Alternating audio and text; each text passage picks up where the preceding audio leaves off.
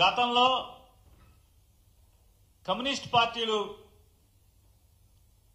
మనతో కలిసి వస్తే ఎలా అయితే మనం వాటి పీక పిసికి చంపేశామో రాబోయే రోజుల్లో ఇదే తంతు కొనసాగితే తెలుగుదేశం పార్టీ కూడా నో కమ్యూనిస్ట్ పార్టీలాగానే నూకలు చెల్లిపోతాయని చెప్పని సాక్షాత్తు ఆ పార్టీ శాసనసభ్యులే మినీ మహానాడులో వాళ్ళ ఆక్రోశాన్ని వెళ్లగక్కున్న పరిస్థితి ఒక జిల్లా చూసాం.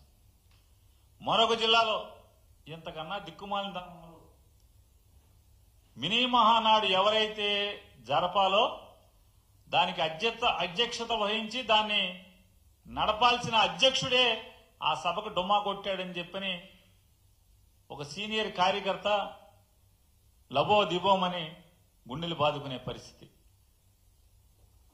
ఎన్టీ రామారావు ఉన్నప్పుడు తెలుగుదేశం పార్టీ వేరు, గతంలో తెలుగుదేశం పార్టీ వేరు. ఇవాళ దిక్కుమాలినతనానికి మారుపేరుగా మారిన తెలుగుదేశం పార్టీ అని చెప్పని ఆ జిల్లాలో ఆ కార్యకర్త ఏడుపులు పెడబొబ్బలు.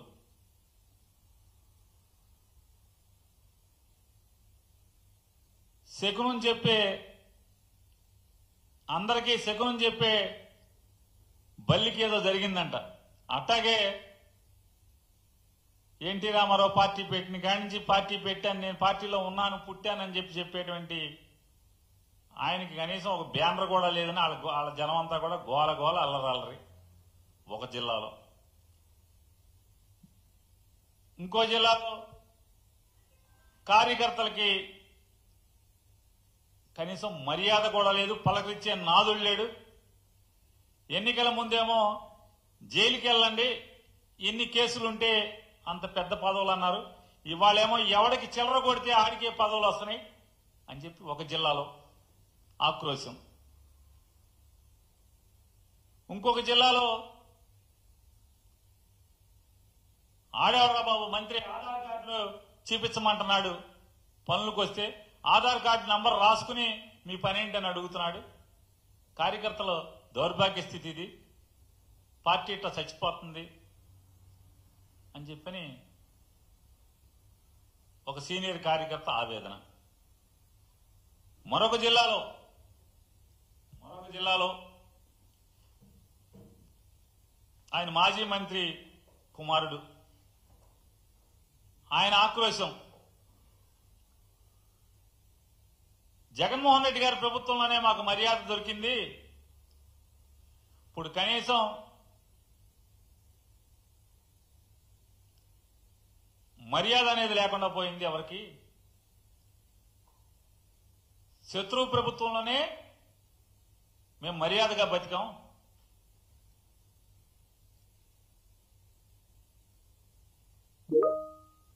ప్రభుత్వం రాగానే ఒక ఆయన పసుపు బిళ్ళలు ఇస్తాం, ఆ బిళ్ళల జేబుకు తగిలించుకెళ్ళండి, ప్రభుత్వ కార్యాలయాల్లో కార్పెట్ పరిచి పూలు జిమ్మి కుర్చీ వేసి కాఫీ టీ ఇచ్చి మీ పని చేసి పంపిస్తారని చెప్పారు.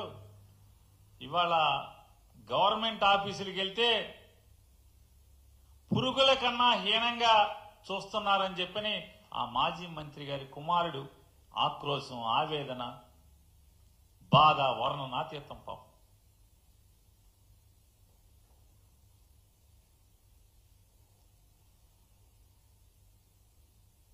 ఇంత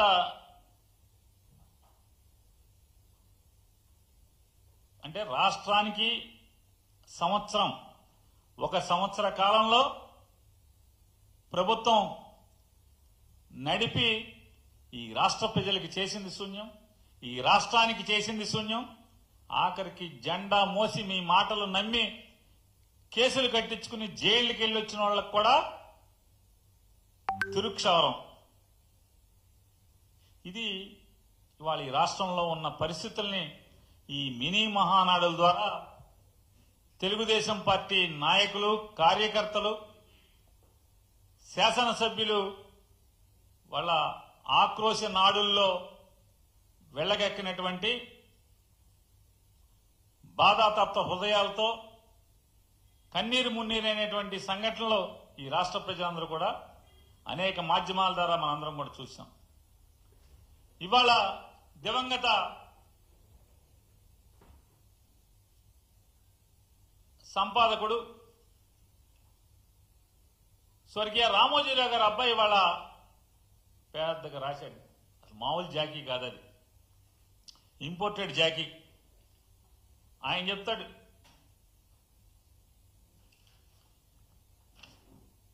ఇది ఎవరో స్టేట్మెంట్ కాదు, వాళ్ళు రాసిందే. అంటే వాళ్ళ యొక్క కథానిక.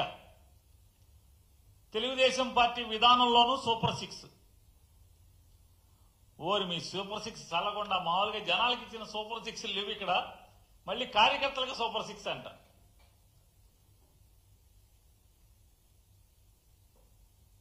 ఎవడన్నా నమ్ముతాడా? ఏ కార్యకర్త అయినా, ఏ ఒక్క కార్యకర్త అయినా నమ్ముతాడా అంటున్నాను నేను. అంటే వీళ్ళ పతనం మొదలైంది అని చెప్పటానికి సాక్ష్యం ఇదొకటిగా మనం తీసుకోవచ్చు. వీళ్ళ సంవత్సర కాల అధికారం తర్వాత ఆడిట్ ఏంటయ్యా అంటే, ఈనాడు ఆడిట్, మినీ మహానాడులు అయ్యే మినీ ఆక్రోశ నాడులో ఉన్నటువంటి వీళ్ళ ఆడిట్